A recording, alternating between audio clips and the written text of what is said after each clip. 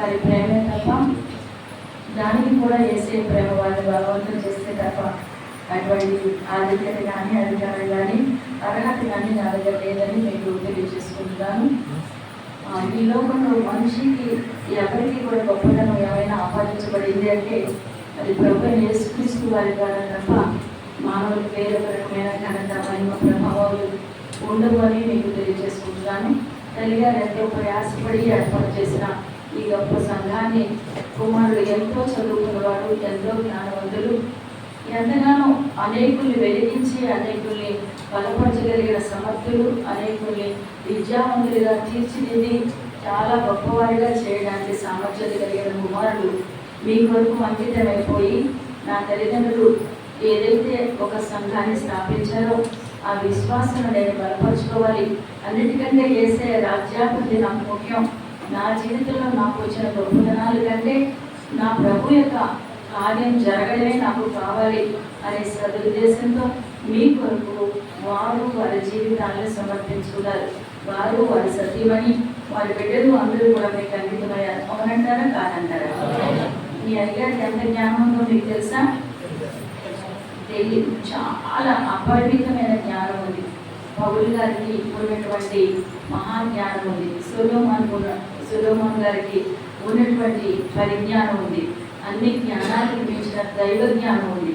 ఆ జ్ఞానంతోనే దానికోసం కాదు కానీ మీకోసం వారు శ్రమపడి చక్కగా స్థాపించబడిన సంఘాన్ని కొనసాగిస్తున్నందుకు నా హృదయంలో ఎంతగానో వందనాన్ని తెలియజేసుకుంటున్నాను. మన ఆత్మీయ తల్లిగారైనటువంటి అమ్మగారిని బట్టి, నాన్నగారు మోహన్ రావు గారిని బట్టి నేను ఎంతగానో దేవుని స్తుతిస్తున్నాను.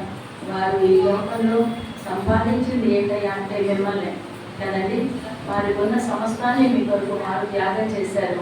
కుమారుడు నీళ్లు పోసి మిమ్మల్ని అభివృద్ధి పరుస్తున్నారు. దాన్ని బట్టి ప్రభు నామం హెచ్చరించబడిన దాకా చిన్న ప్రార్థన చేసుకున్నాం. నాన్న నీకు వందనాలయ్యా, నువ్వు గొప్ప దేవుడు. స్వామి కుమారుడు సత్సంకల్పం చేత ఇది చేశారు. ఆత్మీయ క్షేమాభివృద్ధి, అవును, స్పిరిచువల్ ఎడిఫికేషన్ కోసం ఇవన్నీ చేస్తున్నారు. దానికి మీరే కనికరించండి. కార్యం చాలా బాధ, కొంచెం భారమైనదైనా సరే ఆ భారాన్ని బాధను అన్ని ప్రక్కన పెట్టి ప్రభు యొక్క కార్యాన్ని ఆ కాడిని ఎత్తుకున్నాను కనుక అది సులువు, అది తేలిక అనే భావంతో వారు మొదలుపెట్టారు. ఈ కార్యారంభాన్ని మీ పరిశుద్ధ నామాన్ని అర్పిస్తున్నాం. కార్యారంభం కంటే కార్యాంతము మేలు అని మీరు సెలవించారు కనుక గత సంవత్సరంలో ఆరంభించబడిన ఈ కార్యం వీళ్ళందరి కొరకు మరి 2 సంఘాల్లో కూడా ఏక సమయంలో ఈ కార్యాన్ని ప్రారంభిస్తూ ఉండగా మీ సన్నిధి వారితో మాతో ఇక్కడ అందరితో వచ్చమని మీరే మాట్లాడమని కనికరించమని అవసరమైనది మాత్రమే మీరు తెలియచేయమని వాక్ శక్తిని వాక్షుద్ధిని ఇవ్వమని ఏసైనా చిన్నాము స్వామి. శ్రీదేవి బిడ్డారా, ప్రభు యేసుక్రీస్తు నామములో మీ అందరికీ వందనాలు. ప్రభు ఆజ్ఞాపించారు కదా, కొన్ని ఆజ్ఞలు ఇచ్చారు. ఏమి ఇచ్చారు ఆజ్ఞలు? ప్రభు ఏమిచ్చారు ఆజ్ఞలు? ఏమిచ్చారు? ఈ కుడి వైపున నడవకూడదు అంటారు. కుడి వైపున నడవకూడదు అంటే నేను మీకు ఏమిచ్చినట్లు?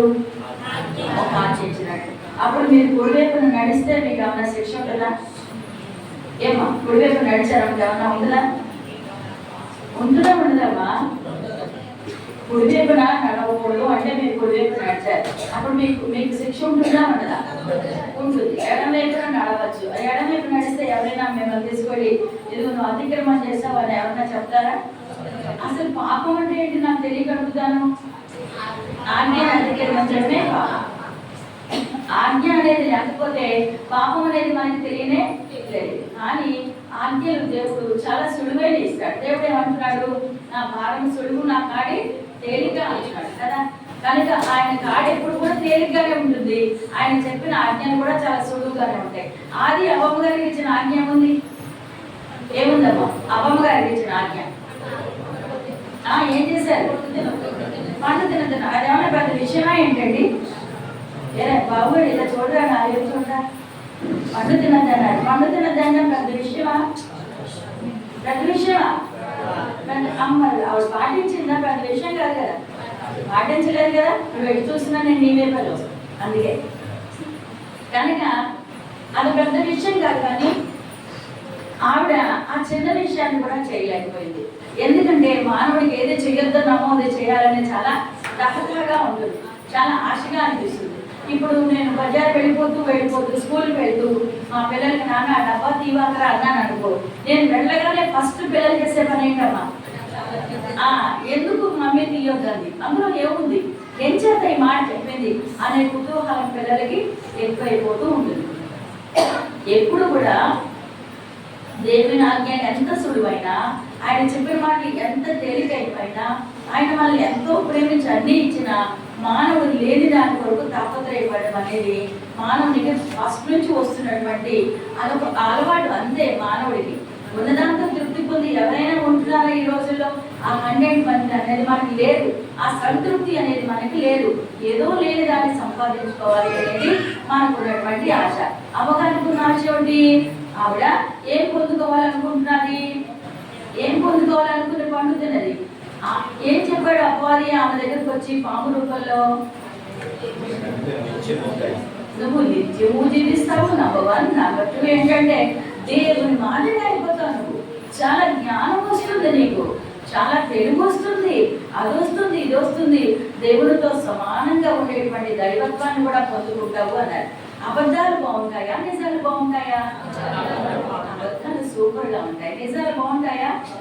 అన్న అయ్యగారు నిలబడి మిమ్మల్ని ఏదైనా నిజాలు చెప్పి గద్దించారనుకో, మీకు బాగుంటుందా? అన్ని బుద్ధులు తినే అబద్ధాలు చెప్పకపో అది లేదు ఇది లేదు అన్నారంటే అప్ప మీకు ఎంత ఆనందంగా అనిపిస్తున్నది. అబద్ధం అని మీకు తెలుసు, కానీ ఎంత బాగుంటుందో. ఎవరైనా చనిపోయినప్పుడు అబద్ధాలు చెప్తామో నిజాలు చెప్తాం? చెప్పడు కదా, ఆ మనిషి ఉంటాడు కదా. అబద్ధాలు ఆడతామా నిజాలు ఆడతామా? అందుకే నేను చచ్చిపోయాక స్థుతికోవడం పెట్టద్దని చెప్పాను అందరికి. నేను బ్రతికుండగా పెట్టండి, దిక్కుమాల అబద్ధాలని ఆడేస్తారు మీరు. అబద్ధాలు అవి ఆడి నాకు లేనిపోయి పాపం అక్కడికి వెళ్ళాక కూడా సంతర్పణ చేయకండి అని చెప్పి నేను బ్రతికుండగా వారం 10 రోజులు చచ్చిపోతాను అనిపించుకుని నాకేమన్నా తెలియజేస్తే ప్రభు నేను మీకు తెలియజేస్తాను. వెంటనే కూటమి పెట్టాలంటే నేను బ్రతికుండగా పెట్టండి, నా ఎదురుగా ఏం చెప్పాలో చెప్పండి. ఈ వారం రోజులు సరి చేసుకోవాల్సిన ఏమైనా ఉంటే సరి చేసి నిజాలు మాత్రమే చెప్పండి. ఎందుకంటే కవరేజ్ కూర్చుంటాను నేను అక్కడ. అబద్ధాలు ఆడారు అయిపోతారని సంఘానికి ఎప్పుడెప్పుడో చెప్పేశాను అనమాట. అందుకని అబద్ధాలు చాలా బాగుంటాయి కాబట్టి అదే చేద్దాం అనుకుంటుంది. చాలా బాగుంటుంది. అంచేత అమ్మగారు పాపం అబద్ధాలు ఎంతో హాయిగా ఉన్నాయి కనుక ఆమెకి ఏం కొనుమా, అసలు జ్ఞానం అంటే ఏమిటి నాకు అర్థం కాదు.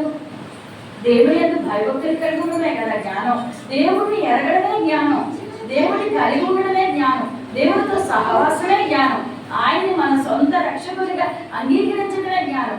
ఇంకా దేవుళ్ళ మారిపోదామని అత్యాశ ఎందుకుంటుంది? ఆ అత్యాశ ఎవరికి ఉందంటే సాతానుడికి ఉందన్నమాట. సాతానుడికి ఏమనిపించింది? దేవుడు అయిపోదాం అనిపించింది. ఇప్పుడు అయ్యగారులా అయిపోదామని అబ్బాయికి అనిపించదు అనుకో, వైట్ డ్రెస్ ఆయనకి అనిపించింది అనుకోండి, అది సబమేనంటారా? ఆశపడచ్చు కానీ గర్భం ఆయన స్థానంలో వచ్చి కూర్చోవచ్చా? కూర్చోకూడదు. ఇప్పుడు మేము స్కూల్లో పనిచేసేవాళ్ళం కదా, హెచ్ఎం గారు సెలవు పెట్టారనుకోండి, నేను వెళ్ళి హెచ్ఎం గారు సీట్లో కూర్చుంటే బాగుంటుందా? బాగుంటుంది కదా, చాలా తప్పుగా ఉంటుంది. అంతేకాదు నేను ఉండను క్లాసులో, అప్పుడు నా పిల్లాడు వచ్చి నా సీట్లో కూర్చుంటే బాగుంటుందా? నేను రాగానే ఏం చేస్తాడు వాడు అక్కడ నుండి తక్కువని లేచిపోతాడు. కనుక మనకి కలిగిన దానితో సంతృప్తి కలిగి ఉండడం అనేది దేవునికి ఇష్టమైన పని. ఈమెకి ఏం కలిగిందంటే దురాశ కలిగింది. ఈ సాతానుడి గారికి, ఆయన లూసిఫర్ గారికి దురాశ కలిగింది. ఏమి కలిగింది? నేను దేవుడితో సమానంగా ఉండాలి అనుకుని తాను చెడిపోయింది కాక చెడ్డపోతే ఏం చేస్తుందిట? ఏం చేస్తుందమ్మా? తా చెడ్డపోతే మనమెల్లా తెలుస్తుంది, నా చెడ్డపోతే మనమెల్లా తెలుస్తుంది. అంచేత ఈయనకి ఏమనిపించిందంటే నేను ఒక్కడనే చెడిపోనేలా, నాకు దేవుళ్ళ మారిపోవాలని అత్యాశ ఉంది. ఈ ఆశ మానవుల్లో కూడా పెడితే సరిపోలే కనుక బాగా ఈజీగా దొరికిపోయేది ఎవరమ్మా? ఈజీగా దొరికిపోతారు. అబ్బాయి దొరుకుతారా, మీరు దొరుకుతారా? మగాడు దొరుకుతారమ్మా? అంటే బంగారంలో 200 తక్కువ అంటే మగాడు పరిగెత్తుకుంటే మీకు ఏమన్నా కాడిపుట్టది కొనుక్కొచ్చి వస్తాడా? అస్సలు కదలే కదడు. ఎందుకంటే ఆయనకి స్థిరత్వం ఎక్కువ. గబగబా చెల్లించిపోయేది ఎవరు? టెంప్టేషన్ ఎవరికి బాగా, శోధన ఎవరికి కలుగుతుంది, ఆశ ఎవరికి కలుగుతుంది, తొందరపాటు ఎవరికి ఉండదు, నిర్ణయాలు గబగబా ఎవరు తీసుకుంటారు? అందుకనే ఆడవాళ్ళ దగ్గరికి వచ్చాడు. ఎవరి దగ్గరికి వచ్చాడమ్మా? మన దగ్గరికే వస్తాడు. ఎందుకంటే ఎవరిని సులువుగా పడగొట్టగలవో వాళ్ళ దగ్గరికే వస్తాడు. కానీ గట్టిగా ఉన్న వాళ్ళ దగ్గరికి ఎవరైనా వస్తారు. బొండంగా ఉన్నారనుకో, ఎవరన్నా నాకంటే బొండంగా ఉన్నారనుకో, కాబట్టి వాడితో ఫైటింగ్ నీ పిల్లడు వస్తాడా? రాడు. వాడికంటే పక్కగా ఎవరన్నా ఉన్నాడనుకో ఏం చేస్తాడు? రెచ్చగొట్టి మరీ దెబ్బలాడతాడు కదమ్మా. అంచేత ఏం చేశాడంటే ఈజీగా పడిపోయేటువంటి మన దగ్గరికి వచ్చాడు. మన దగ్గరికి వచ్చి మనల్ని శోధనలోకి గురి చేశాడు. అబద్ధాలు కమ్మగా ఉన్నాయని, అబద్ధాలు అందంగా ఉన్నాయని, అది అబద్ధాలని తెలియకుండా దానిలో పడిపోతే తెలిసి చేసినా తెలియక చేసినా ఆజ్ఞను అతిక్రమిస్తే తప్పు కాదా? నేను గనక నాకు తెలియదండి ఈ వెంపు నడవకూడదు, ఆ వెంపే నడవాలని నాకు తెలియదు, అంచేత పొరపాటున అయిపోయింది అయ్యగారు, అయ్యో వీడు చచ్చిపోయాడని నాకు తెలియదు, వీడిని నేను తొక్కేశానని నాకు తెలియదు, వీడి యాక్సిడెంట్ చేసేసాను నాకు తెలియదు, యాక్చువల్గా నాకు రూల్స్ తెలియదండి అని నేను కొట్టుకెళ్ళి చెప్తే నా మాట ఎవరైనా ఆలోచిస్తారా? శిక్ష తప్పదు. ఆజ్ఞను అతిక్రమిస్తే శిక్ష తప్పదు. దేవుడు ఏమిచ్చాడు మనకి ఆజ్ఞలు? అసలు 613 ఆజ్ఞలు ఇచ్చాడు. 613 నువ్వు పాటించేయగలవా బాబు? 6 సబ్జెక్టులే పాస్ అవ్వగా చచ్చిపోతున్నారు. 10th క్లాస్ 6 సబ్జెక్ట్స్ పాస్ అవ్వాలి. డింకీలు కొట్టి 10 డింకీలైనా సరే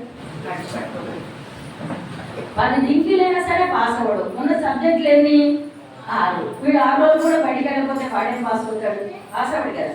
అంచేత మనకు ఉన్నది తక్కువే అయినా మనకి సరైనటువంటి పరిస్థితి లేక మనం ఫెయిల్ అయిపోయే అవకాశం కలిగి ఉంటుంది. 613 ఆజ్ఞలు వద్దు కానీ నీకు అన్ని సంక్షిప్తం చేసి 10 ఆజ్ఞలు ఇస్తున్నాను అన్నారు మొదట. సరే ఈ 10 కూడా మీకు కష్టమైపోతుంది, అందుకని నూతన నిబంధన క్రైస్తవులుగా మీరు ఉన్నారు కదా, నేను మీ పాపాన్ని భరించాను కదా, మీ శాపాన్ని భరించాను కదా అని దేవుడు ఏం చేశాడు? ఆజ్ఞలన్నీ కలిపి 2 ఆజ్ఞలే చేశాడు. ఎప్పుడైతే మనం అతిక్రమించామో అప్పుడు వెంటనే దేవునికి కోపం రావాలి. కోపం కలిగిందా? బాధ కలిగిందా? దేవునికి చాలా బాధ కలిగింది కదా. వెంటనే బాధ కలిగిన దేవుడు చూస్తూ ఊరుకున్నాడా? లేకపోతే ఏదైనా ఒక నిర్ణయం తీసుకున్నాడా? నిర్ణయం తీసుకున్నాడు కదా. యేసుప్రభు వారు ఎందుకు వచ్చారు ఈ లోకంలోనికి? వాళ్ళు అదేదో ఆకులు అవి కట్టుకున్నాక ఎవరు? ఆదాము అవ్వగారు. వాళ్ళు కట్టుకుంటే దేవుడు చూస్తూ ఊరుకున్నాడా? ఊరుకోలేదు. ఏం చేశారు మరి? ప్రభు వారు ఏం చేశారు? వెంటనే దేవుడు ఏం చేశారు? చర్మపు చొక్కాయలు తొలగించారు కదా. ఎక్కడిదా గొర్రెపిల్ల? మన ప్రభు అయిన యేసుక్రీస్తు వారికి ముంగుర్తుగా అప్పుడు గొర్రెపిల్లను సంహరించి ఆ గొర్రెపిల్ల చర్మాన్ని తీసి వాళ్ళకి చొక్కాయలు కట్టించి వాళ్ళని ఒకవేళ ఆ పండు తిని వాళ్ళు చిరస్మరణీయంగా నిశ్చార్యంలో మాడిపోతారేమోనని భయపడి అందుచేత వాళ్ళని అక్కడి నుంచి వేరుగా చేశారు. దేవుడు అండి చాలా ప్రేమ కలిగిన వాడండి. అసలు ఎంత ప్రేమ దేవుడికి ఉంటుందంటే అపారమైన ప్రేమ స్వరూపి దేవుడు. ఆయనకున్న ప్రేమ అనంతం. అది మీరు పాడే పాట ఉంటుంది కదా, సముద్రం కంటే లోతైనది, శిఖరము కంటే ఎత్తైనది, చాలా ఉన్నత మహోత్కృష్టమైన ప్రేమ ఆయనకు ఉంటుంది. మనమైతే నాకు అంత ప్రేమ ఇంత ప్రేమ అని క్రియల్లో మనం చూపించాం. కానీ దేవుడు ఏం చేశాడు? తన ప్రేమనంతా రంగరించి తన కుమారుని మన వరకు పంపించాడు ఈ లోకానికి. ఇప్పుడు మనకేం చేశాడంటే అంత ధర్మశాస్త్రం అంతా నెరవేర్చగలిగిన సమర్థత ఒక కుమారుడికి మాత్రమే ఉంది కనుక ఆయన అంతా నెరవేర్చేశారు. నెరవేర్చిన తదుపరి మనకి ఏం చెప్పారంటే అడిగారు, అయ్యా మరి మీరు మాకు కొత్త ఆజ్ఞలు ఏమైనా ఇస్తారా? గతమంతా కూడా మీరు నెరవేర్తించారు కదా, ఇప్పుడు మమ్మల్ని ఏం చేయమంటారు అంటే దేవుడు అంతా కాకుండా సింప్లిఫై చేసి 2 మొక్కలు చెప్పారు. ఏం చెప్పారు? పూర్ణ హృదయంతో, పూర్ణ ఆత్మతో, పూర్ణ వివేకంతో, పూర్ణ శక్తితో ఎవరిని సేవించాలి? ఎవరిని ప్రేమించాలి? తండ్రిని ప్రేమించాలి. ఇప్పుడు మళ్ళీ ఇంకొక చిన్న ఆజ్ఞ కూడా ఇస్తున్నాను. అదేంటంటే లోకంలో బ్రతుకుతున్నారు కనుక ఒకరి నిమిత్తం ఒకరు కూడా ప్రేమించబద్దులై ఉన్నారు. నిన్ను వల్ల నీ పొరుగువాడిని కూడా ప్రేమించమంటారు. కాబట్టి ఈ ఆజ్ఞ మనం పాటిస్తున్నామా లేదా? నిజంగా చెప్పేసుకున్నాం. అబద్ధాలు ఆడదు. ఏమన్నా అపవాది సంబంధులమా ఏంటి? అబద్ధానికి జనకుడైన వాడు అపవాది. అబద్ధాలు చెప్పే వాళ్ళంతా అపవాది సంబంధులు అయిపోతారు. మనము సత్య సంబంధులం అంటే ప్రభు యొక్క పిల్లలం. ఆయనే సత్యం కనుక ఆయనలో మనం సత్యమే చెప్పాలి, నిజం చెప్పాలి. ఏమండి మొత్తం ఆజ్ఞలు, ఈ 2 ఆజ్ఞలు తూచా తప్పకుండా అస్సలు నేను ఎంత ప్రేమిస్తానో దేవుడిని నాకు అస్సలు తెలియదండి అని మనం చెప్పడానికి సరిపోతామా బాబా? పూర్ణ హృదయంతో, పూర్ణ ఆత్మతో, పూర్ణ వివేకంతో ఆయన ప్రేమిస్తున్నామా మనం? ప్రేమిస్తున్నామా లేదా? మరి నాకులాగా నా పొరుగు వాడిని కూడా ప్రేమిస్తానా? మీరు ప్రేమిస్తున్నారేంటారా? నేను ప్రేమించట్లేదు. సరే, మీరు ప్రేమిస్తున్నారా? ఈ రెండు చిన్న ఆజ్ఞలు ఇచ్చిన వీటిని కూడా మనం మనం వీటిని కూడా అనుసరించలేకపోతున్నాం. మనం మానవులం కదా, చేత మనం ఏవి కూడా అనుసరించలేం. ఈ లోకంలోనండి ఇలా పిచ్చి పిచ్చి మాటలన్నీ, పిచ్చి పిచ్చి ప్రేమలన్నీ నమ్ముతాం మనం కదా. ఈ అబ్బాయిలు ఉన్నారంటే 10th క్లాస్ లోపల ఎన్ని సార్లు గుండు బొమ్మలు వేసుకుని హార్ట్ బొమ్మలు వేస్తారు కదా అబ్బాయి. మీరు హార్ట్ బొమ్మలో బాణాలు వేసి ఎంతమందితోనో మాట్లాడేసి ఉంటారు. నా స్టూడెంట్స్ నాతో చాలా బాగుండేవారు అనమాట. నా కుమారుడు అని వాళ్ళు అమ్మ అనిపించేవారు నన్ను. అమ్మ నీకు చెప్తానమ్మా అనేవాడు. అప్పుడు వచ్చి ఏమిట్రా నన్ను నువ్వు ఓ మాట ఇలాగా నాతో రాను ఒక పిల్ల చూపించేవాడు. చూపించి అమ్మ ఇది నీ గోడ అనేవాడు. చిన్నవరమే కదా గోడ ఏమిటి, నువ్వు నిండా 8th క్లాసులో నీ మొహానికి గోడ ఏమిటిరా, నోరు మూసుకో అని మాట ఎన్నిసార్లు అన్నా అయిపోయింది. 8th ఇది అయిపోయింది. ఈ హార్ట్ బొమ్మ ఇక్కడ క్యాన్సిల్. 9th వచ్చేవాడు. 9th వచ్చి అమ్మ అది మంచిది కదమ్మా నాకు అర్థమైంది కానీ మరో పిల్లని చూపిస్తాను నీకు రాని మరొక అర్థం చూపించేవాడు. 10th మరొక అర్థం. చీర పెళ్ళాడింది వేరొక అర్థం. ఎంత బాగుందో తెలుసా మా పిల్లల ప్రేమ? పిచ్చి ప్రేమలు. ఏం ప్రేమలు వీటిని? పిచ్చి ప్రేమలు అంటారు. యేసయ్య ప్రేమ ఏం చేసింది? మన కోసం పరలోకానే దిగి మనంతా దిగి ఇక్కడికి వస్తే మన వాళ్ళేమో యేసయ్య ప్రక్కన పెట్టి ఎవరెవరి కోసమో ప్రాణాలు పోగొట్టుకుంటూ ఉంటారు. రకరకాలైనటువంటి విషయాలు మీరు వింటూ ఉంటారు. వాళ్ళు ఆత్మహత్య చేసుకున్నారు, వీళ్ళు ఆత్మహత్య చేసుకున్నారని. మంచి విషయాలు ఎవరైనా ఆత్మహత్య చేసుకుంటారా? ఇలాంటి చెత్తముండ వ్యవహారాలకే ఆత్మహత్యలు అవి ఇవి జరుగుతూ ఉంటాయి. కనుక ఇలాంటి చెత్త ప్రేమలన్నీ కూడా దేవుని ప్రేమ అని మనం అనుకోవడానికి అవకాశమే లేదు. చూడండి, స్నేహితుల మధ్యలో ప్రేమ ఎంతకాలం ఉంటుంది? చిన్నప్పుడు మీరు ఆ పాట పాడేవారు కదా, తల్లిదండ్రుల మధ్య ప్రేమ ఎలా ఉంటుంది? నీడ వలెగా తీస్తుంది. మరి అన్నదమ్ముల మధ్య ప్రేమ కలగా కరిగిపోతుంది. భార్యాభర్తల మధ్య ప్రేమ అది పువ్వులాగా వాడిపోతుంది. కానీ చిరస్మరణీయమైన ప్రేమ ఎవరికంటే ఒక ప్రభు ప్రేమ మాత్రమే. కనుక మనం ఎప్పుడు ప్రేమించవలసింది ఆయనేనమ్మా. అంటే స్నేహితులు ప్రేమించగలరా? ప్రేమించు తల్లి, ఎంతకాలం? కొద్ది కాలం ప్రేమించును, బాధనట్లేదు. కానీ ఆ ప్రేమ ఎందుకు నడిపించాలి అంటే ఆ పాపని దేవుని పాదాల దగ్గరికి నడిపించడానికే ప్రేమించాలి తప్ప ఈ లోక ప్రేమలన్నీ కూడా వ్యర్థం. చూడండి, యోనాతాను దావీదు ఎంత బాగా ప్రేమించుకున్నారండి? చాలా బాగా ప్రేమించుకున్నారు. ఎంత బాగా ప్రేమించుకున్నారంటే ఆయన తరువాత వాళ్ళ కుమారుడు కూడా తన భోజన పళ్ళ దగ్గర కూర్చునేంతగా ప్రేమించుకున్నారు. అలాంటి ప్రేమ యోనాతానుది, దావీదు ప్రేమ. కానీ ఆ ప్రేమ కంటే ఉన్నతమైన ప్రేమ ఎవరి ప్రేమ? తండ్రి యొక్క ప్రేమ, మన దేవుని యొక్క ప్రేమ. దానితో దేన్ని కొలవాలన్నా సరిపోదు. మనకేంటంటే ఈ లోకంలో భ్రమలో బ్రతుకుతూ ఉంటాం.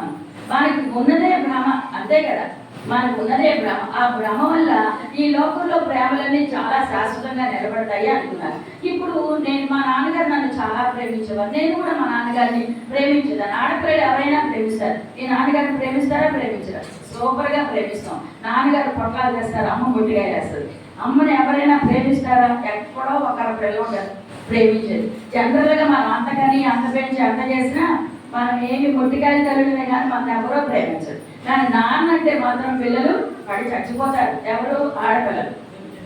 నాన్న చుట్టూనే తిరుగుతారు. నేను మా నాన్న చుట్టూనే తిరిగేదాన్ని. ఆయనే నాకు గోడని బోధ చేశారు. మోక్షం తెచ్చుకోవాలి, ఇలా చేయాలి, అలా చేయాలి, పూజలో నిగ్రహం ఉండాలి, ధ్యానం చేసుకోవాలి, ఇదిగో రకరకాలైనటువంటి గురు పూజలు చేయాలి. అవన్నీ చేసేసి నువ్వు ఆ నిష్టగా ధ్యానం చేస్తే మోక్షానికి వెళ్ళిపోతావు, విష్ణుమూర్తిలో ఐక్యమైపోతావు అని చెప్పారు మా నాన్నగారు. ఓకే, నాన్నగారు చెప్తే అబద్ధాలు ఉంటాయా? నాన్న చెప్తే అబద్ధం ఉంటుందా? నాన్నకి అబద్ధం చెప్పాలి కదా, నేను అన్నీ విన్నాను. తీరా యేసు ప్రభు వారికి అనిపించి నేనే మార్గం, నేనే సత్యం, నేనే దేవుడు, నా ద్వారా తప్ప నువ్వు పరలోకానికి రానే రావు, మోక్షానికి అధినేత నేను తప్ప ఎవరు లేదు. అంతేకాదు సుమా, నీకు ఒక రహస్యం చెప్తున్నాను, పాపంతో కూడా నువ్వు నా దగ్గరికి రాలేవు. ఆజ్ఞాతిక్రమం నువ్వు ఇక్కడ చేయడం కాదు, అమ్మ గడుపులో మీ నాన్నగారి దగ్గర నుంచి కూడా ఎక్కడో తరతరాల నుంచి వచ్చేసింది అజ్ఞాతిక్రమం. దాని ద్వారా నీకు పాపం వచ్చింది, ఈ పాపం ద్వారా మరణం వచ్చింది. నీకు జీవం ఇవ్వడానికి నేను పరలోకాన్ని విడిచిపెట్టాను, భూలోకానికి వచ్చాను, నిత్య జీవాన్ని ఇవ్వడానికి నా రక్త ప్రాణాత్మను నీకు దానంగా ఇచ్చాను. అంతేకాదు నీ కోసం అక్కడ స్థలాలు సిద్ధపరుస్తున్నాను, నీకు మ్యాన్షన్స్ కొడుతున్నాను నేను. అంచేత నేను పెడతాను, నిన్ను తీసుకొస్తాను, నిన్ను కూడా తీసుకెళ్ళి వెళ్ళిపోతాను అని ప్రభువారు నాతో కొత్త విషయాలు చెప్పారు. నాన్నగారికి తెలియలేని అద్భుతమైన విషయాలు. పరమ తండ్రికి అంతర్యాలు తెలుసు, అంతరంగాల్లో ఉన్న కోరికలు తెలుసు, నీకున్న భయభక్తులు తెలుసు, అన్నీ తెలుసు. ఎప్పుడు ఎవరితో ఎలా మాట్లాడాలో ఆయనకు మాత్రమే తెలుసు. సమరయ స్త్రీతో మాట్లాడినట్లు మాట్లాడి ఆ తల్లిగారిని రక్షించాడు. అక్కడ రాహాబు అనే వేశ్య తన సేవకుల్ని చేర్చుకున్నందుకు ఆ తల్లిగారిని రక్షించాడు.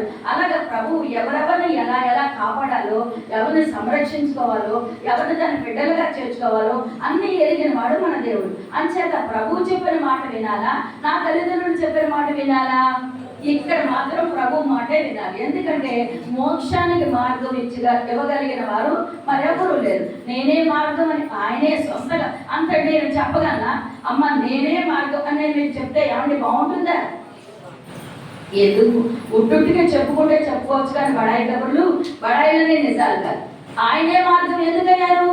ఆయన ఈ లోకానికి దిగి వచ్చారు కనుక, నిన్ను ప్రేమించారు కనుక, నీ పాపాల కోసం మరణించారు కనుక, ఆయన తిరిగి లేచారు కనుక, ఆయన మరణాన్ని జయించిన మహానుభావుడు కనుక, పాపాన్ని జయించిన వాడు కనుక, లోకాన్ని జయించిన వాడు కనుక, అపవాది క్రియలు నయపరిచిన వాడు కనుక, వాడి క్రియల నుంచి నిన్ను నన్ను తప్పించడానికి, రక్షణ ఇవ్వడానికి సమర్థుడు కనుక ఆయన చెప్పిన మాట బాగుంటుంది. కానీ మనం ఎన్ని మాటలు చెప్పుకున్నా అవన్నీ పూటకాలే తప్ప అవన్నీ నిజాలు కానే కాదు. మోక్షానికి ఎవరి దారి?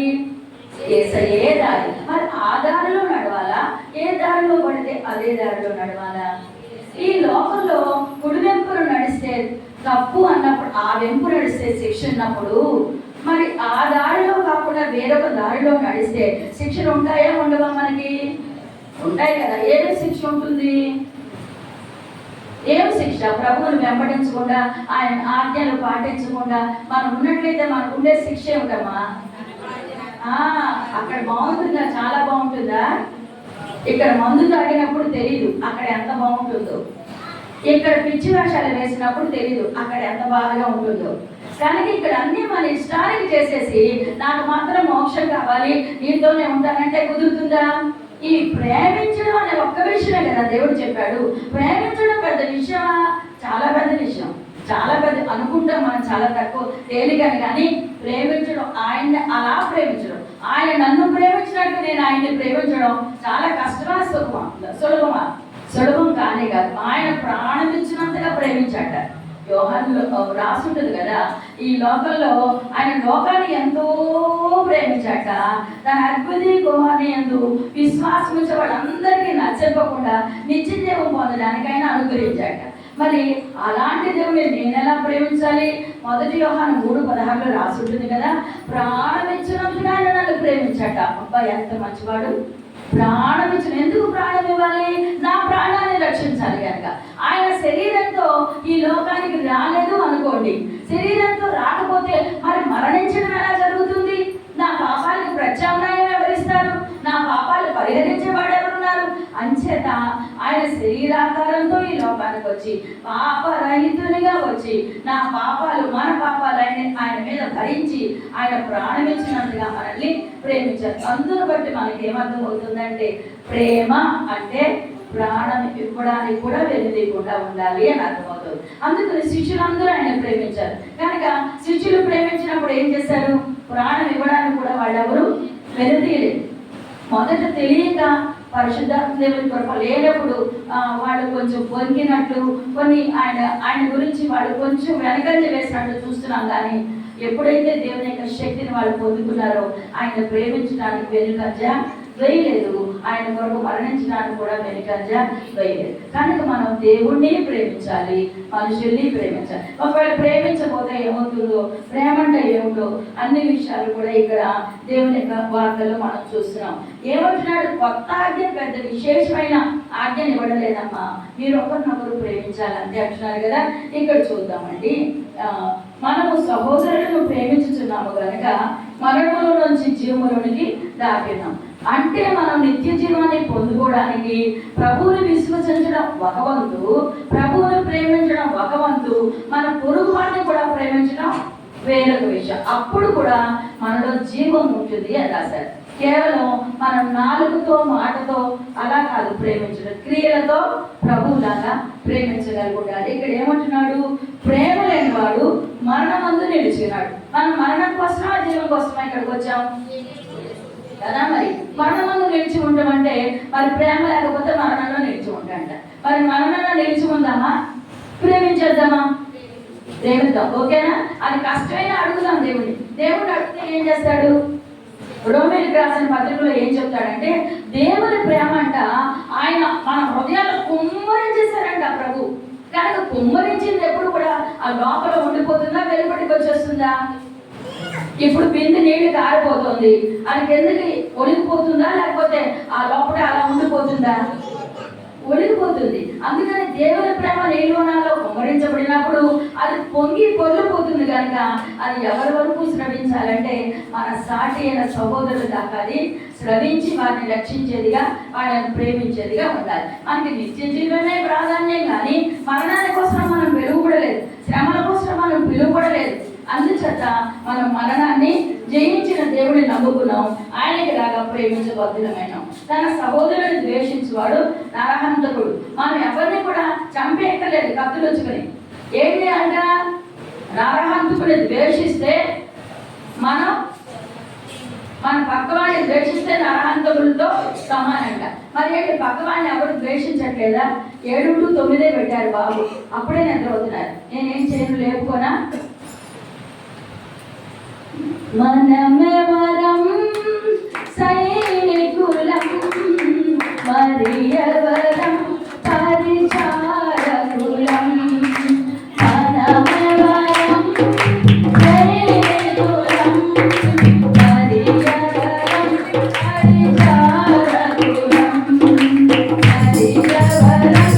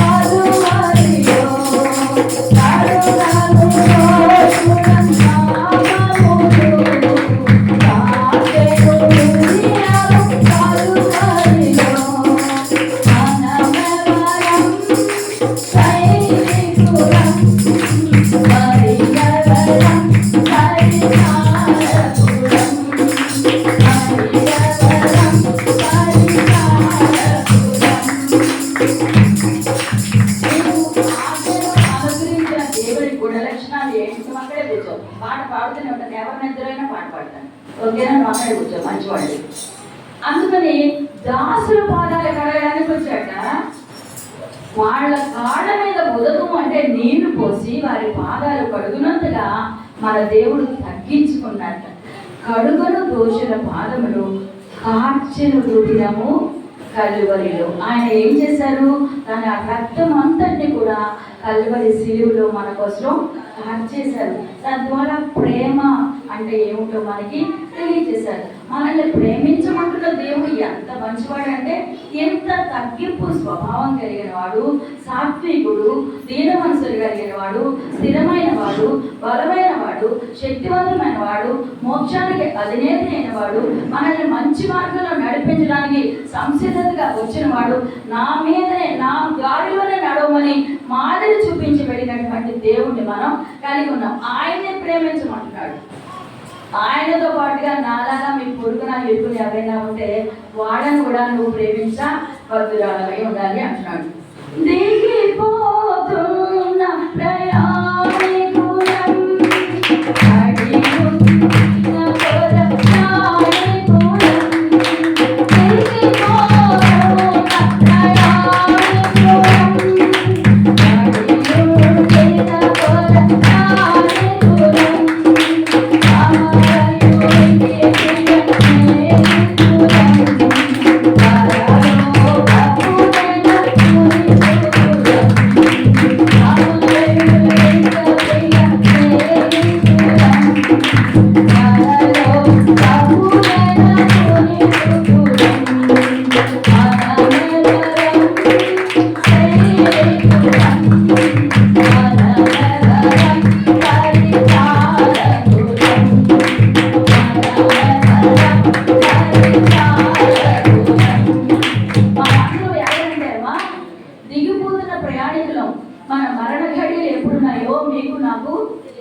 సమయమే తెలియదు, ఎప్పుడు దిగిపోతామో.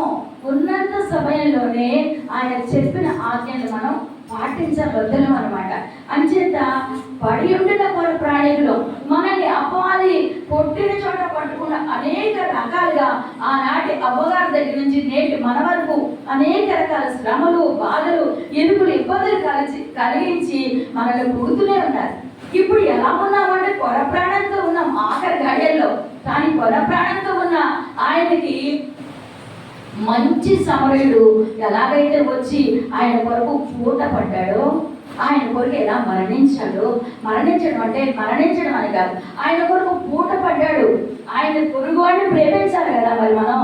అంచేత ఆ ఆజ్ఞ ఎలా నెరవేర్చాడంటే ఆయన తీసుకెళ్లి పూటకోళ్ళ వారి దగ్గరికి పెట్టి, నేను మళ్ళీ వస్తాను, నేను నిన్ను మళ్ళీ అన్ని వేల చెల్లించి తీసుకెళ్తానన్నారు. ఈ లోకంలో దేవుని కొరకు నువ్వేమన్నా చేసావనుకో ప్రియబిడ్డ, నీకు తిరిగి తప్పక జీతం వస్తుంది. అంతేకాదు దానితో పాటుగా పరలోకం కూడా వస్తుంది. అంచేత పొరుగు వాళ్ళని ప్రేమించడానికి కూడా మంచి సమరుడైన ప్రభువుని మాదిరిగా పెట్టుకుని మనం ఆయన ప్రేమించడానికి సంసిద్ధంగా ఉండాలి. మీకు అర్థమవుతున్నారో అర్థం అవడం లేదో నా భాష నాకు తెలియదు, ఈయన బాధ మాత్రం మీరు అర్థం చేసుకుని మీరు తప్పకుండా ఇలా ఉండాలనేది నాకున్న తాపత్రయం. మందిరమునుగా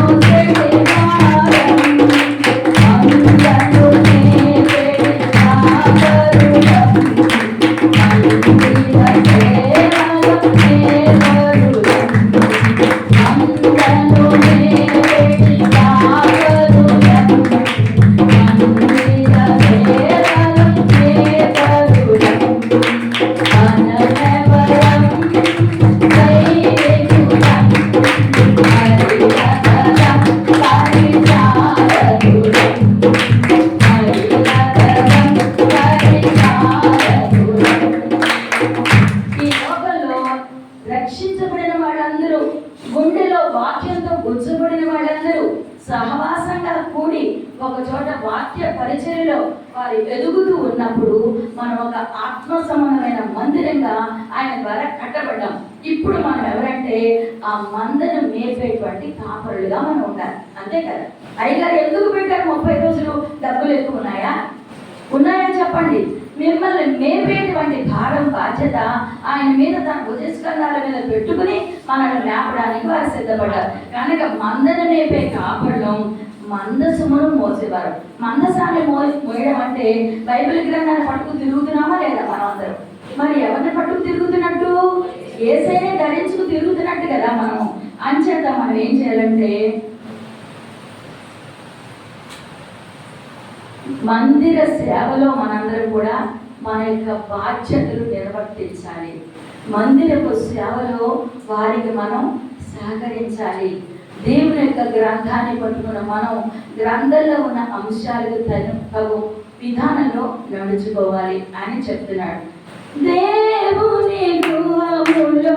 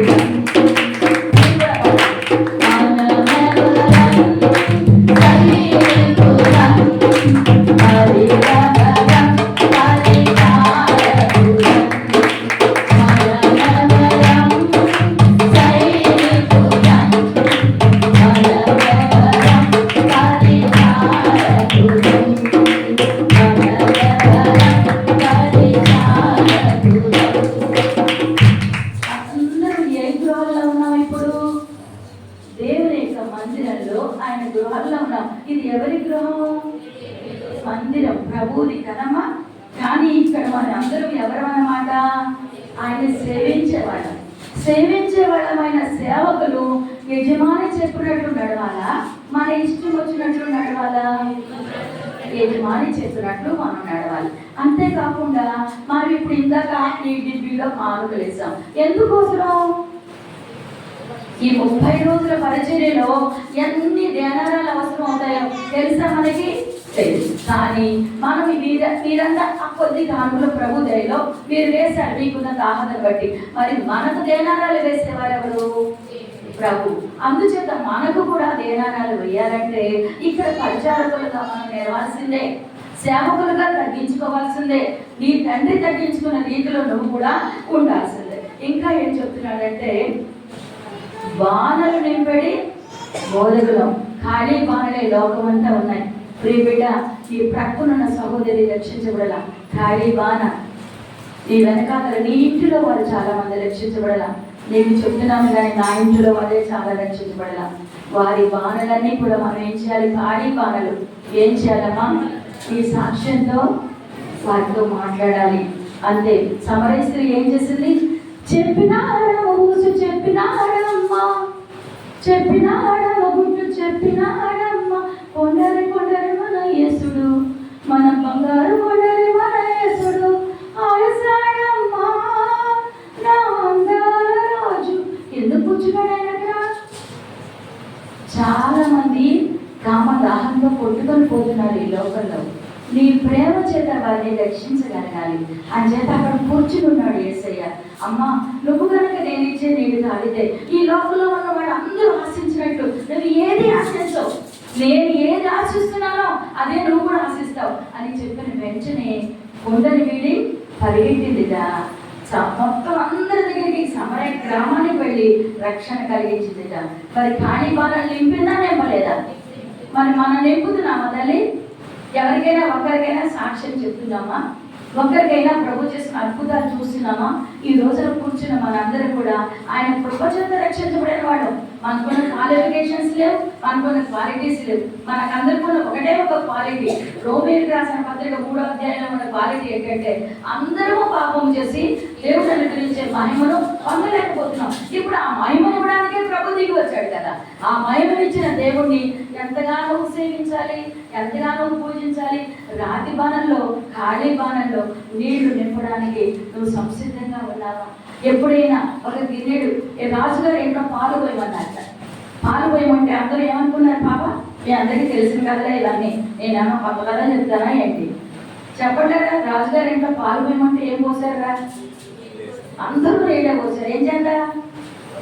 నేను ఒక్కనే నీళ్ళు వస్తున్నాను కానీ అందరూ పాలే పోస్తారు. రాజుగారు అంటే భయం కదా, అందరూ పాలు పోస్తారు. నేను ఒక్కనే నీళ్ళు వస్తే పెద్ద విషయమా?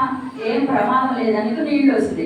మొత్తానికి అన్నీ వెళ్ళాక పాలన్నీ చూసారట. ఏమున్నాయి? అందరూ ఏమొస్తారనమాట? అయ్యి బాబు ఎంత అన్యాయం అమ్మా, రాజుగారికి దిక్కులేదు. అంతే కదా. దేవుడు అంటున్నాడు, నా తల్లి ఈ ప్రక్కన ఖాళీ బాణలు చాలా ఉన్నాయిరా. ఆ రాతి బాణలు ఏం చేయాలి? నీళ్ళతో నింపంటే, నీ సాక్ష్యంతో నింపు, నీ మాటలతో నింపు. నీ మందిరానికి తీసుకురా, నీ యజమానులు ఉన్నారు కదా, నీ కాపుడు ఉన్నారు, ఆయన నీళ్ళతో నింపుకోగలిగి ఆ ద్రాక్షారసంగా ఆయన మార్చుకుంటాడు.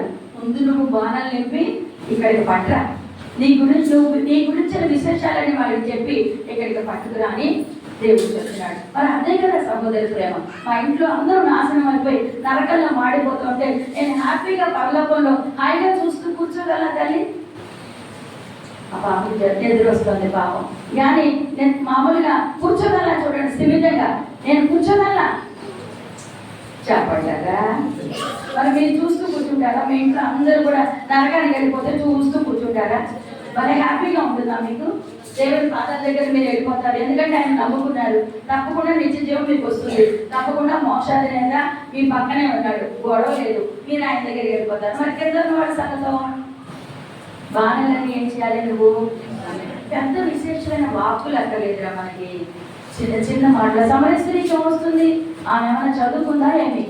ఆమె జరిగినదంతా చెప్పింది. నీకు జరిగిందంతా చెప్తేనే వాళ్ళని నువ్వు ప్రేమించినట్టు లేక పక్క వాళ్ళతోనే మాట్లాడేటండి. వాళ్ళంటే నాకు అసలు పడదాం, అదే నేను అసలు మాట్లాడే పాచంత అయితే నా నెత్తులు పోస్తుంది, దాన్ని నేను ప్రేమించడం ఏమిటి, చాలండి యేసు ప్రభు వారు చెప్తే చెప్పారు కానీ ఇట్లా మాట చెప్తే నా గొప్పదమ్మా అంటే కుదురుతుంది. అమలు ఎవరు పాదాలు కడిగేంతగా తగ్గించుకున్న దేవునికి అవసరాలు నువ్వు ఏం చేయాలి? నువ్వు కూడా పొరుగు వారికి దేవుని యొక్క సువార్తను ప్రకటించాలి. మరి దేవుడు చెప్తాడు కదా,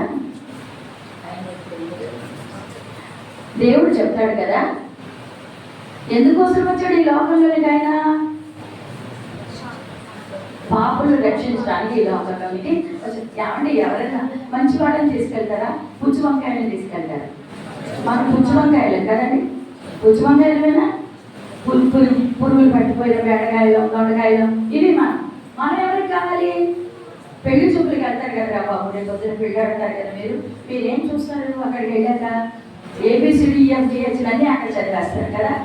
నీకు అక్కడ ఏం కావాలి? అబ్బాబ్బా నీకు మంచి బ్యూటిఫుల్గా ఉండాలి పిల్ల, నువ్వు బాగుండి సాగు, నువ్వు నల్ల కొరి, ఆ పిల్ల ఎలా ఉండాలి? నీకు నీకు జుట్టు ఉండదు, పాడు ఉండదు, నువ్వు గోడుగుండోడివి. గోడుగుండు అంటే బట్టతల, ఆవిడికి ఎంత జుట్టు ఉండాలి? నేను ఇంత పొడుగు జుట్టు ఉండాలి. అన్ని కోరికలే పాపం ఈ పిల్లవాడికి. మా చర్చిలో ఒక ఆయన ఉండేవాడు, ఇన్ని సంబంధాలు చూసాడు వీళ్ళు గొప్పదగా. పక్కనే నచ్చలేకపోయినా అబ్బాయి మొహం చూస్తే పొద్దున్న చూస్తే రాత్రి కాలం వస్తాడు. వాడిని నేను అన్నాను, అబ్బాయి ఒకసారి మొహదార్థం చూసుకోరా, అప్పుడు చెప్పరా నీ మాట్లాడితే. నా మాట వినేవాడు కాదు. నువ్వు ఊరుకో అంటే నువ్వు ఎప్పుడు ఇలాగే తిడతావు, నువ్వు ఊరుకోనాడు. బాగా ఎత్తి అడిగేసి వాడు ఎందులో పడతాడు? ఎత్తి అడిగేస్తాను కదా, నాకు చాలా ఇష్టం, చాలా ఎక్కువ. ఎత్తి అడిగేసి వాడు ఎందులో పడతామమ్మా? గొడవకుండా పడతాం, పడ్డాడు పాపం. ఆయన కంటే పిచ్చి మొహం అంటే పెళ్లి చేసుకున్నాడు. ఇంకొకడు ఉన్నాడు, ఇంకొకటి ఉండి వీళ్ళని నేను చెప్పాను ఏ నుంచి నాకు అర్థమైంది. ఓహో ఎవరే ప్రార్థన చేసుకోరా, నీకు ఇప్పటి నుంచి నీ భార్య ఎలా ఉండాలో ప్రతి లక్షణం ఏసైతో చెప్పి ప్రార్థన చేసుకుని, ఆయన చచ్చిపోతున్నాను పెళ్లి చూపులకి అది రాలేక, నువ్వు పెళ్లి చూపులకి అది వచ్చేటప్పుడు ముందు నుంచి ప్రార్థన చేసుకో అంటే ఒకడు చక్కగా ప్రార్థన చేసుకున్నాడు. నేనేం చెప్పానని విన్నాడు వాడు. ఆ విన్నాక ఏం చేశాడు? నేను నల్లగా ఉన్నాను ప్రభా, దయచేసి తెల్ల భార్య కావాలి, ప్రభానికి స్తోత్రాలు. నేను ఎంతో చదువుకోలేను, ఆయన 10th నాకు అయింది, ఆవిడ 10th అయితే చాలు. తర్వాత ఆమెకు కొంచెం జుట్టు కూడా కాస్త ఉంటే కాస్త బాగుంటుందని తలంచుకుంటున్నాను ప్రభా. అంతేకాదు మరి ABCDలో C కూడా ఉంది కదా, క్యాస్ట్ ఉంది కదా, మరి మనకి ఆ క్యాస్ట్ కొంచెం ఏమనుకోవాలి ప్రభా, కొత్తగా నమ్ముకున్నాను కదా, నేను వెంటనే క్యాస్ట్ చెప్తే వెనకాల వాళ్ళు రావు. మన ఆలోచనలకి దేవుడికి భలే చెప్తాం. దేవుడు అసలు ఎంత తెలివిగా మాట్లాడతామో, మనంత తెలివైన వాడు ఎవరు ఉండరు. సులోమాన్ మహారాజు గారు పనికిరారు మన తెలుగు అని చెప్పి అంటాడు కదా వీడు. ప్రభా ఏమనుకోవాక కొంచెం నా క్యాస్ట్ పిల్లనే కొంచెం సర్ది పెట్టుకో, ఎట్టగొట్ట ఏదో చేస్తున్నాడు ప్రార్థన అని మొత్తానికి వాడి పెళ్లికి ముందు ఇవన్నీ ప్రార్థన చేశాడు. దేవుడు ఏమంటాడు? మనం ఏం కోరినా తీరుస్తాడా తీర్చడా? మనం తీర్చగానే ఆయన ఎందుకు తీర్చడు? మనం ఏ కోరిక కోరినా తీర్చేస్తుంటాడు. కనుక దేవుడు ఏమన్నాడు? ఒక ఫైన్ మార్నింగ్ ఆమెన్ అన్నాడు. అంతే, చక్కని పిల్లవాడికి దొరికింది. అప్పుడు నేను అన్నవరే నేను ప్రార్థన ఏం చేసావో చెప్పడాన్ని మొత్తం అంతా కాగితం తీసుకుని ప్రార్థన అంతా చూస్తే వాడు ఎలా చేశాడు అలాగే చేశాడు, అలాగే దేవుడు చేశాడు. కనుక మీరు ఎలా ప్రార్థన చేస్తే దేవుడు అలాగే చేస్తున్నప్పుడు దేవుడు ఏం చెప్పాడు? మనం చేయకపోతే ఎలా కుదురుతుంది? చెప్పలేదా? బాగుంటుంది కదా, నువ్వే చెప్పడా బాగుంటాడా? బాగుండదు కదా. అంచేత మనం ఏం చేయాలి? దేవుడిని కూడా బాగా ప్రేమించాలి. దేవుడి కొరకు నువ్వు ఏమైనా చేయడానికి సంసిద్ధత పడాలి. నిన్ను ఏమి అడిగాడమ్మా? నీ ప్రాణాలు అడిగాడు దేవుడు. నువ్వు కోరిందంతా నీకు చేయడానికే ఆయన వచ్చాడు. ఆయన అంటాడు, నువ్వు కోరిందంతా చేస్తాను నాకు అంటే అని దేవుడు నీతో నాతో మాట్లాడుతున్నాడు. దేవుడు నువ్వు కోరిందంతా చేస్తాడు. ఆయన కోరిక ఒకటే, ఆయన ప్రేమించు, ఈ పొరుగు వారిని ప్రేమించు. ఇక్కడ కొన్ని మాటలు ఉద్దునే చదువుతున్నాను, ఇదంతా మీకు మరి బోరు కొడుతుందేమో నాకు తెలియదు, కానీ మనం కూడా సహోదరుల నిమిత్తము మన ప్రాణములను పెట్టబద్దులమై ఉన్నాము. చిన్నపిల్లలారా, మాటతోనూ నాలుగుతోనూ కాక క్రియతోనూ సత్యముతోనూ ప్రేమించు. మనం ఎలా ప్రేమించాలంటే క్రియాపూర్వకంగా ప్రేమించాలి. నాకు విశ్వాసం ఉంది, చాలా విశ్వాసం ఉందని ఏ పని చేయకుండా మగ్గుగా ఉంటే విశ్వాసం ఉన్నట్టు లెక్క అవుతుందా? అబ్బే నేను చాలా ప్రేమిస్తున్నానని ఏ క్రియ చేయకపోతే లెక్క ఉంటుందా? ప్రేమిస్తే ఏం చేయాలంటే అమ్మా, ఒకవేళ దేవుణ్ణే ప్రేమించామనుకో దేవుడిని బహుబలంగా ఆరాధించాలి, దేవునికి ఎన్నో వందనాలు చెప్పాలి. నిరంతరం కృతజ్ఞత వందనాలు చెప్పాలి. దేవుడు ఏమై ఉన్నాడో అది నువ్వు నిరంతరం చెబుతుంటే అవే మాటలు ఇతరులకు చెప్పడానికి కూడా ఉపయోగపడతాయి. నువ్వు అనుభవించకుండా చెప్పలేవు కదా. అంచేత దేవుని యొక్క ఔన్నత్యం, దేవుని గొప్పతనం, దేవుని మహిమ, దేవుడు నీకు చేసిన కార్యాలు, అద్భుతాలు, ఆశ్చర్యక్రియలు అన్నీ కూడా తెలియజేస్తూ ఉంటేనే ఇతరులకు కూడా అర్థమవుతూ ఉంటుంది. అంచేత నువ్వేం చేయాలి? ఆయన ఆరాధించాలి. ఆరాధించినప్పుడు అన్నీ చెప్పుకో. బాబు నువ్వు అంత గొప్పవాడు, ఎంత గొప్పవాడు అని స్తుతులు చెల్లించు. నీకు ఏదైనా మంచి కార్యాలు చేస్తాడు కదా దేవుడు. నీ రక్షణ కొరకు, నీ విడుదల కొరకు, విమోచన కొరకు, ప్రార్థనలు వినే విధానం కొరకు ఆయనకు కృతజ్ఞతాస్తుతులు చెల్లించు. ఈ చేసిన విషయాలని ఇతరులకు తెలియచేయి. అప్పుడు ఆ కార్యకలాపాలన్నీ నిండిపోతాయి. అంతేకాకుండా రెండవదిగా, ఒకవేళ నిజంగా పరిశుద్ధులు అందరి మీద ప్రేమ ఉందనుకో, పోనీ అన్యుల మాట దేవుడు నువ్వు కనీసం నీ తోటి సహోదరులైనా ప్రేమించాలి కదా. వీళ్ళని కనుక ప్రేమించావనుకో ఏం చేయాలంటే వాడి క్షేమాభివృద్ధి కొరకు ఎప్పుడు నువ్వు ప్రార్థన చేస్తూనే ఉండాలి. పౌలు గారు అంటారు కదా, నీలో యేసయ్య స్వరూపం ఏర్పడాలని చాలా ప్రసవేదన వచ్చేస్తుంది నాకు అంటాడు. కనుక ఎవరైనా రక్షించబడలేకపోయినా, మనలో మనకు కష్టాలుగా ఉన్నా, వాళ్ళ గురించిన ప్రసవ వేదన మనలో ఉండాలి. అది నువ్వు పొరుగు వాడిని ప్రేమించినట్టే లెక్క. నువ్వు పెద్ద అష్టేశ్వర్యాలు తీసుకెళ్ళి వాడికి ఇవ్వక్కర్లేదు, కానీ వాళ్ళ ఆత్మల కొరకు నువ్వు పడే మూలుగు, నువ్వు చేసే ప్రార్థన, నువ్వు చేసే విజ్ఞాపన కూడా అది పొరుగు వాడిని ప్రేమించినట్టులోగా దానిలోనే లెక్క వస్తుంది. అంత మాత్రమే కాకుండా ఒకవేళ నశించిపోతున్న ఆత్మలు ఉన్నాయి. నువ్వు నేను ఆ దేవుడు కనుక మనం రక్షించకపోతే మనం ఏమన్నా నిలబడతామా? ఇక్కడ నిలబడలేదు. అందుకనే మా కొరింథీయులకు రాసిన పత్రికలో పౌలు గారు ఏమంటారు? గడగడగడగడగడగడ నువ్వు ఎన్ని భాషలు మాట్లాడినా, నువ్వు ఎన్ని చేసినా ఏముండాలంటాడు? ప్రేమ లేని వాడవైతే వ్యక్తుడనేనమ్మా. మరి మనలో మనము ప్రేమించుకోవాలి. నాశనం అయిపోతున్నారు చాలా మంది. వాళ్ళని కూడా ఏం చేయాలి? మనము ప్రేమించాలి. వాళ్ళకు ప్రేమిస్తే ఏం చేస్తావు? ఈ చక్కని నోటుతో గొప్ప దేవుని యొక్క సువార్తను తెలియజేస్తావు. వాళ్ళందరూ కూడా రక్షించబడతారు. ఇది అందరినీ ప్రేమించినట్టు లెక్క వస్తుంది. ఎంత త్యాగం చేసిన దేవుడికి ఏ పని చేయకుండా మనం ఉంటే ఆయన్ని ప్రేమించడంలోనూ తక్కువైపోయి, ఇతరులను ప్రేమించడంలోనూ తక్కువైపోయి, ఆయన పని చేయడంలోనూ తక్కువైపోయి, ఇవ్వడంలో తక్కువైపోయి, ఆయనకి సమయాన్ని వెళ్ళకపోతుంటేవి, ఆయనకి నీ యొక్క ప్రార్థనలు ఆయన దగ్గరికి చేరకుండా ఉంటుంది. దావీదు మహారాజు ఆయన ఎందుకు హృదయానుసారిగా మారిపోయాడు? ఆయన దినగరము కూడా ప్రార్థనలో ఆయనతో సంధించారు. ఆయన హృదయాన్ని ఎరిగి ప్రవర్తించారు. మరి ఎంత మంచి దేవుని హృదయాన్ని ఎరిగి ప్రవర్తించాలి కదా. ఏమంటాడంటే, ఈ లోకంలో మీరు పనులు చేసి రకరకాలైన వస్తువులు సంపాదించడానికి ప్రయాసపడుతున్నారు, ఓకే కాదని, కానీ ఈ పౌలు గారు చెప్తారు, ప్రేమ కలిగి ఉండడానికి నువ్వు ప్రయాసపడమ్మా. వాళ్ళందరూ నాశనం అయిపోతున్నారు కదా, వాళ్ళ కొరకు నువ్వు ప్రయాసపడు అని చెప్తారు. ఎప్పుడైతే నువ్వు ప్రేమిస్తున్నావో ప్రభువు నీలో నేర్చుకుంటారు, నువ్వు ఆయనలో నేర్చుకుంటావు. ఆయన నీలో నేర్చుకుంటే నువ్వు బహుగా ఫలిస్తావు. నువ్వు బహుగా ఫలిస్తే తండ్రికి మహిమ వస్తుంది. కనుక ఇవన్నీ ఒకదానికి ఒకటి ఇంటర్లింక్తో ఉంటాయి. అది చిన్న ఆజ్ఞలు అని మనం అనుకుంటున్నాం. అవి చాలా ప్రశస్తమైన ఆజ్ఞలు, చాలా శ్రేష్టమైన ఆజ్ఞలు. దేవుని రుణాన్ని ఎలా తీర్చుకోగలం మనం కదా. అలాంటి వాళ్ళని ఎవరైనా ప్రేమిస్తారా? దేవుడు నిన్ను ప్రేమించినట్టు నిన్ను ఎవరైనా ఈ లోకంలో ప్రేమించారా? నీ కన్న తల్లిదండ్రులు ప్రేమించారా? నీకున్న అన్నదమ్ములు ప్రేమించారా? నేను చెప్తున్నాను కదా, యేసయ్యను నమ్ముకున్న ఒకే ఒక్క మాటకి ఇంత ప్రేమించే తల్లిదండ్రులు కూడా నన్ను కూడా వదిలేశారు, నన్ను కూడా ద్వేషించారు. వాళ్ళ కోపానికి ద్వేషానికి కారణమే లేదు. నేను పాపాన్ని విడిచిపెట్టి దేవుని యొక్క నీతి మందిరాలుగా మార్చబడడమే కారణం. కనుక లోక ప్రేమను నమ్ముకుని దేవుని ప్రేమను విస్మరించొద్దు, దేవుని ఆజ్ఞను విస్మరించొద్దు. లోకంలో ఉన్నదంతా శరీరాశ, నేత్రాశ, జీవపురము అవన్నీ లయమైపోతాయి. దేవుని చిత్తం నెరవేర్చిన వాడే నిలబడతాడు. కనుక దేవుని చిత్తం నెరవేరుతామా? మన చిత్తం నెరవేర్చుకుందామా? దేవుని కొరకు బ్రతుకుదామా? మన కొరకే బ్రతుకుదామా? ఆజ్ఞలు పాటిద్దామా? వాటిని అతిక్రమిద్దామా? కనీసం మనం ప్రయత్నం చేస్తే దేవుని కృప మనకి తోడై ఉంటుందా లేదా? శిష్యులు కూడా తప్పిపోయారు, కానీ పరిశుద్ధాత్మదేవుని శక్తిని పొందిన తర్వాత అందరూ కూడా ఆయన ఆజ్ఞలన్నీ కూడా పాటించడానికి సిద్ధపడ్డారు. కనుక మనం కూడా ప్రేమ కలిగి ఉండడానికి ప్రయాసపడదాం.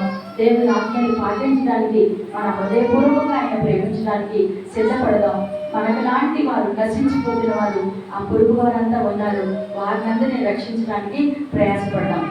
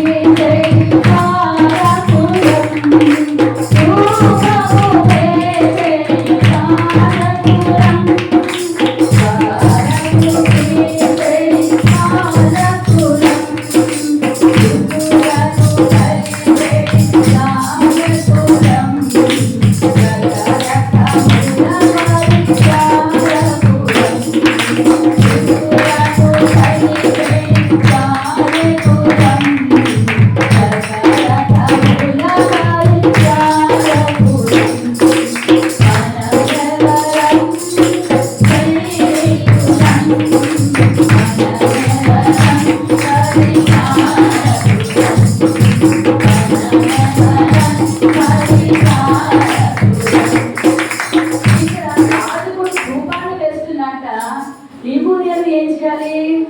స్తుతులను అర్పించాలి. నీకు చేస్తున్న ప్రతి దానికి నీలో నుంచి అసలు అలా వచ్చేయాలి కృతజ్ఞత. అలా వచ్చేసి ఆయనకి ధూపాన్ని వేసే యాజకుడిగా మనం ఉండాలి. ద్వారము తీసేది పాలకులం, తలుపులు మూసుకునే వాళ్ళం కాదు. మనం ఏం చేయాలి? పరలోకపు తాళం చెవులు దేవుడు ఇస్తున్నాడు కదా, తాళాలు తెరిచి బయట వాళ్ళందరినీ లోపలికి మనం ఆహ్వానించాలి. అంతేకాదు మనందరం కూడా దేవునికి స్తుతులు అర్పించడంతో పాటుగా రకరకాల పరిచర్యలు కూడా చేసి దేవునికి పరిచారకులుగా మనం ఉండాలి. దీనికి కావలసిన లక్షణాలు 2 ఉన్నాయి. ఆ 2 కూడా పాడేస్తారు.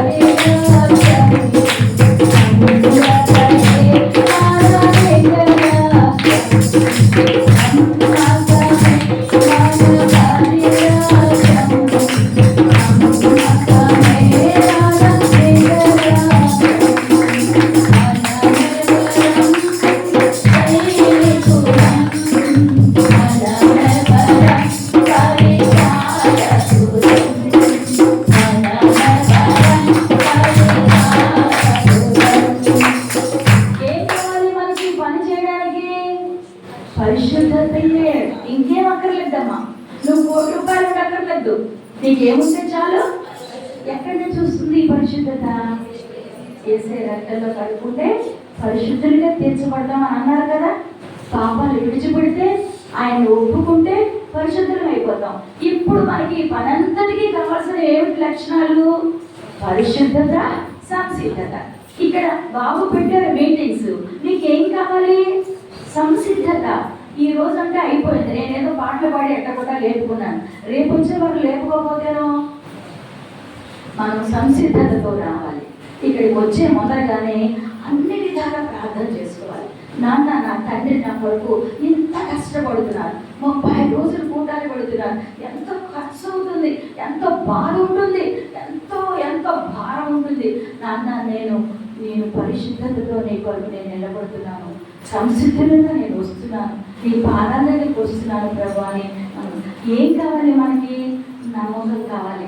నేను చేసిన దానికి దేవుడు నాకు ప్రతిఫలం ఇస్తాడు అని నమ్మకం ఉంటే పొరుగు వారిని ప్రేమించగలుగుతాం, దేవుడిని ప్రేమించగలుగుతాం. అంతేకాదు నమ్రతయే మన నిజ లక్ష్యం. ఎలా ఆకట్టుకోవాలి అంటే ప్రజలు ఈ నమ్రతే, నీ వినయమే, ఈ విధేయతే, ఈ తండ్రి లక్ష్యమే నీ లక్ష్యం. దానితో మనందరినీ కూడా మనం సంపాదించుకోవడానికి అయిపోతాం. మరొకటి చిన్న చరణం పాడేస్తాను. మోషే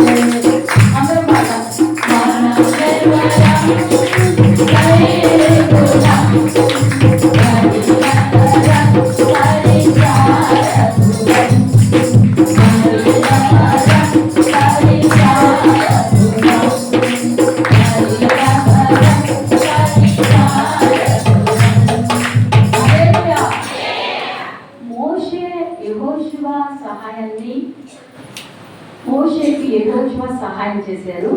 పౌలు గారికి తిమోతి గారు, మార్కు గారు సహాయం చేశారు. లూరీ గారు, పీవే గారు, మార్త గారు ఒకరికొకరు సహాయం చేస్తున్నారు. మన ముందు చాలా మాదిరి దేవుడు ఉంచి వెళ్ళాడు. ఎలా బ్రతకాలో, ఎలా ఉండాలో, ఎలాగా అన్ని పనులు చేయాలో మాదిరి ఉంచబడిన ఇతరులాగా మనం కూడా ఈ పని చేయాలి.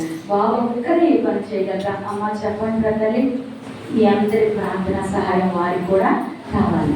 మోషే గారి యెహోషువ చేసినట్లుగా ఒకరేమో ప్రార్థన చేయడానికి బాణం ఎత్తి వాళ్ళు యుద్ధం చేస్తూ ఉంటారు, మరొకరు చేతులెత్తి ప్రార్థన చేస్తూ ఉంటారు. వారి పని చేస్తున్నప్పుడు మీరంతా ప్రార్థన సహాయాన్ని అందించాలి.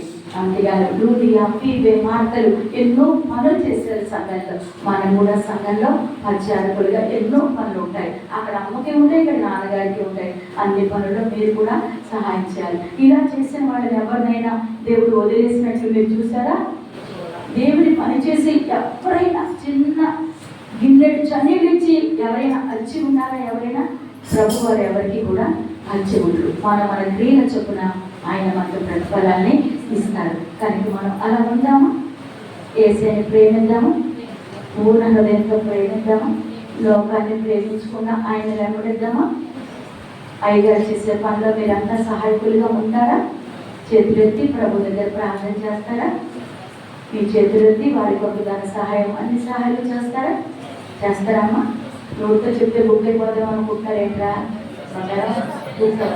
మీరు ఏం చేసినా మీకు 100 రెట్లే. ఏం చేసినా 100 రెట్లు అణిచి కుదిరించి దిగజారినంత వరకు ప్రభు వారు మనకి చేయడానికి సమర్థులు. అటువంటి దేవుని ప్రేమిద్దాం, మన పొరుగు వారి కొరకు బాధ్యత కలిగి ఉందాం, స్వార్థ ప్రకటిద్దాం, సాక్ష్యం ఇద్దాం.